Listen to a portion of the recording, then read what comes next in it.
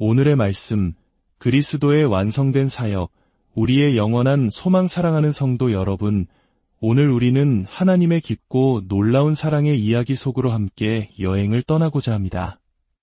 잠시 세상의 분주함을 내려놓고 우리 영혼을 향한 하나님의 음성에 귀 기울이는 시간이 되기를 소망합니다.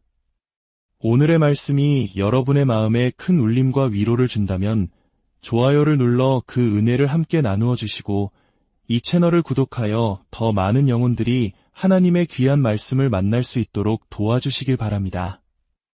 여러분의 작은 참여가 하나님의 사랑을 전하는 귀한 통로가 될 것입니다. 주님의 이름으로 여러분 모두를 축복합니다. 오늘 우리가 함께 묵상할 말씀은 히브리서 10장 19절부터 25절까지입니다. 제가 봉독하겠습니다. 그러므로 형제들아, 우리가 예수의 피를 힘입어 성소에 들어갈 담력을 얻었나니 그 길은 우리를 위하여 휘장 가운데로 열어놓으신 새로운 살 길이요, 휘장은 곧 그의 육체니라. 또 하나님의 집 다스리는 큰 제사장이 계심에 우리가 마음의 뿌림을 받아 악한 양심으로부터 벗어나고 몸은 맑은 물로 씻음을 받았으니 참 마음과 온전한 믿음으로 하나님께 나아가자. 또 약속하신 이는 믿으시니 우리가 믿는 도리에 소망을 움직이지 말며 굳게 잡고 서로 돌아보아 사랑과 선행을 격려하며 모이기를 패하는 어떤 사람들의 습관과 같이 하지 말고 오직 권하여 그날이 가까움을 볼수록 더욱 그리하자. 아멘. 아버지 하나님, 이 시간 주님의 진리의 말씀을 우리 마음 깊은 곳에 심어주시고 주님의 형상을 담도록 우리를 빚어 주시옵소서. 우리 구주 예수 그리스도의 이름으로 기도드립니다. 아멘. 오늘 본문은 우리 신앙의 핵심을 관통하는 매우 중요한 메시지를 담고 있습니다.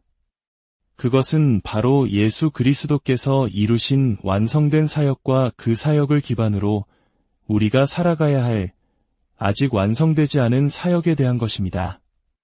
다시 말해 그리스도께서 우리를 위해 모든 것을 이루셨다는 사실이 우리가 그분을 위해 어떻게 살아야 하는지에 대한 견고한 토대가 된다는 의미입니다. 이 깊은 진리를 이해하기 위해 우리는 잠시 히브리서 전체를 아우르는 큰 그림을 살펴볼 필요가 있습니다. 히브리서는 신약 성경 가운데 예수 그리스도가 우리의 위대한 대제사장이심을 가장 체계적이고 깊이 있게 설명하는 책입니다. 히브리서 4장 14절은 이렇게 선포합니다.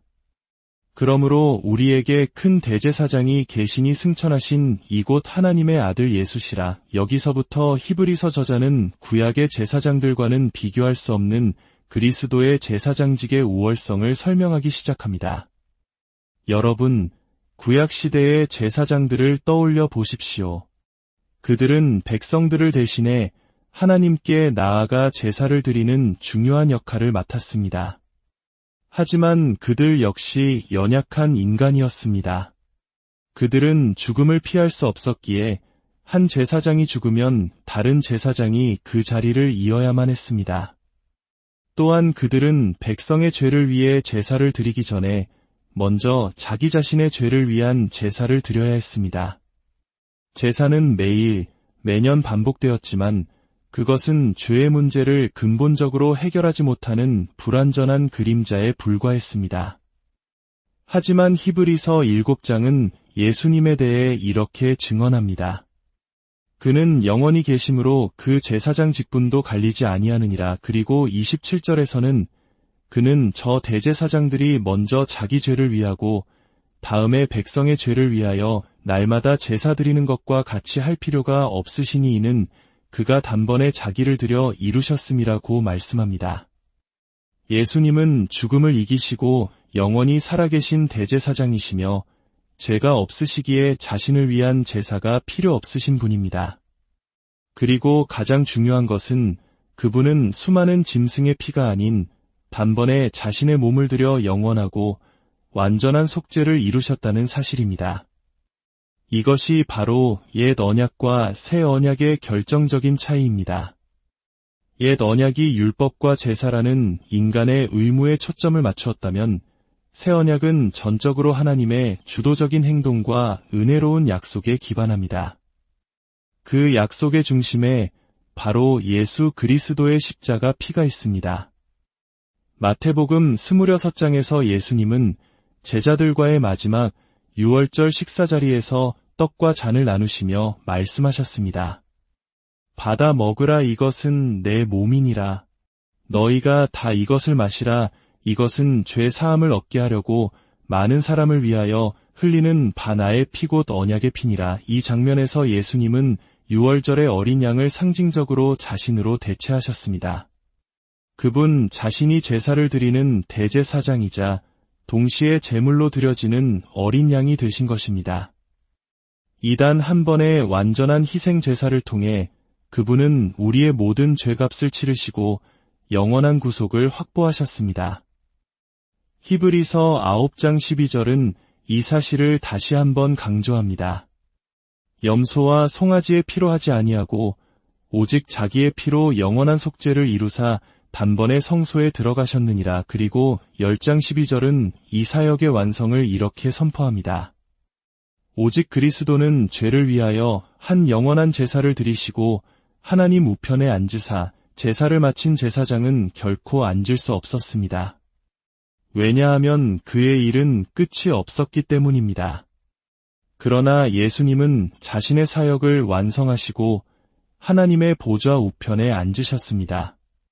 이것은 그분의 구속 사역이 더 이상 반복될 필요도 무언가 추가될 필요도 계속될 필요도 없는 완전하고 최종적인 것임을 의미합니다. 사랑하는 성도 여러분, 이 진리가 왜 우리에게 그토록 중요할까요? 이는 우리의 구원이 우리의 행위나 노력에 달려있지 않음을 분명히 하기 때문입니다. 우리는 본성적으로 하나님 앞에 설 자격이 없고 천국에 합당하지 않으며 스스로를 구원할 능력이 전혀 없는 존재들입니다. 우리의 문제는 단순히 삶이 조금 고달프다는 정도가 아니라 거룩하신 하나님 앞에서 죄로 인해 영원히 분리될 수밖에 없는 절망적인 상태에 있다는 것입니다. 바로 이 지점에서 복음의 위대한 소식이 우리에게 다가옵니다. 하나님께서는 그의 아들 예수 그리스도 안에서 우리의 모든 문제를 해결할 길을 마련하셨습니다. 예수님의 십자가는 우리를 향한 하나님의 공의로운 진노를 잠재우고 우리와 하나님 사이에 막힌 담을 허무는 화목의 제물이었습니다. 그렇기 때문에 우리는 우리의 구원을 위해 그리스도의 십자가 외에 그 어떤 것도 더할 필요가 없습니다. 내가 다른 희생 제물을 필요로 하지 않습니다. 내가 다른 탄원을 필요로 하지 않습니다. 예수께서 나를 위해 죽으셨다는 것만으로 충분합니다. 이것이 바로 믿음의 고백입니다. 오늘 밤 여러분의 마음은 어떻습니까? 혹시 지난 한 주간의 실패와 연약함 때문에 스스로를 자책하고 있지는 않으신가요? 성경을 며칠이나 놓쳤으니 예배에 참석해서 점수를 좀 만회해야지와 같은 생각을 하고 계신다면 우리는 아직 복음의 핵심을 온전히 이해하지 못한 것입니다. 기억하십시오. 그리스도 안에서 당신은 지금 이 순간보다 하나님께 더 사랑받을 수 없는 존재입니다.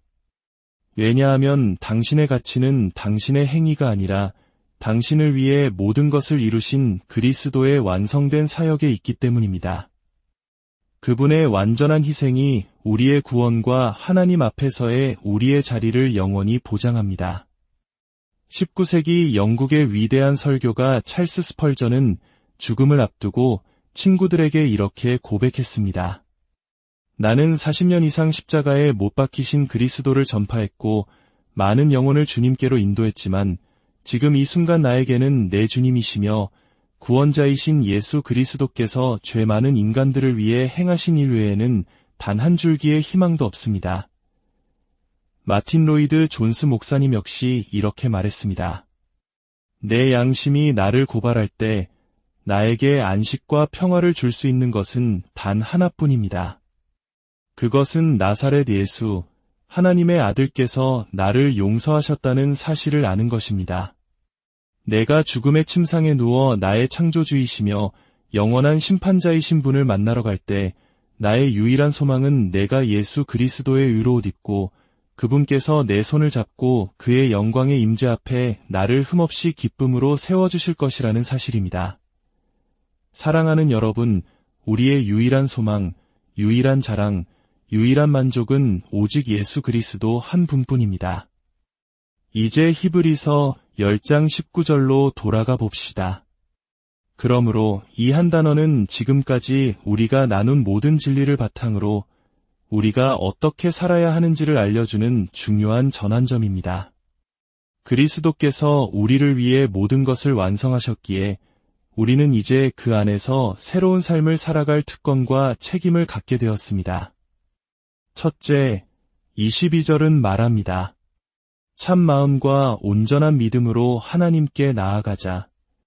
예수님의 피로 인해 우리는 이제 두려움 없이 담대하게 하나님의 보좌 앞으로 나아갈 수 있습니다.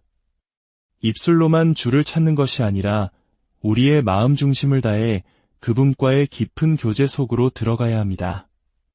둘째, 23절입니다. 우리가 믿는 도리의 소망을 움직이지 말며 굳게 잡자. 세상은 우리를 흔들고 절망하게 하지만 우리의 소망은 이 세상에 있지 않습니다. 우리의 소망은 과거 예수님의 부활의 닻을 내리고 있고 현재 살아계신 그분과 함께하며 미래에 다시 오실 그분을 향해 있습니다. 이 흔들리지 않는 소망을 굳게 붙잡으십시오. 셋째, 24절과 25절입니다. 서로 돌아보아 사랑과 선행을 격려하며 모이기를 힘쓰라. 신앙생활은 결코 혼자 하는 경주가 아닙니다. 하나님은 우리를 교회라는 공동체로 부르셨습니다. 우리는 서로의 삶에 관심을 갖고 사랑의 말로 격려하며 선한 일을 하도록 서로를 일으켜 세워주어야 합니다. 특히 마지막 때가 가까울수록 우리는 더욱더 함께 모여 서로를 격려하고 위로해야 합니다.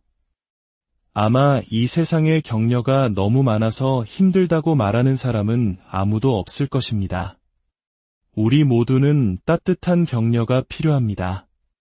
조용하고 겸손한 관심, 시기적절한 따뜻한 말 한마디가 누군가의 삶을 변화시키는 놀라운 힘이 될 수 있습니다.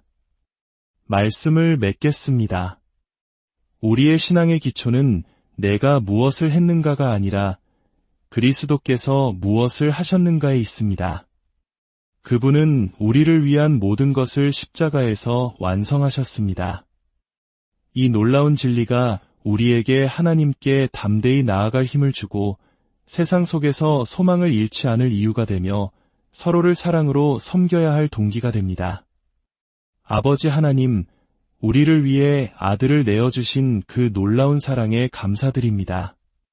우리의 믿음이 우리 자신의 연약함이 아닌 오직 예수 그리스도의 완성된 사역 위에 굳건히 서게 하옵소서.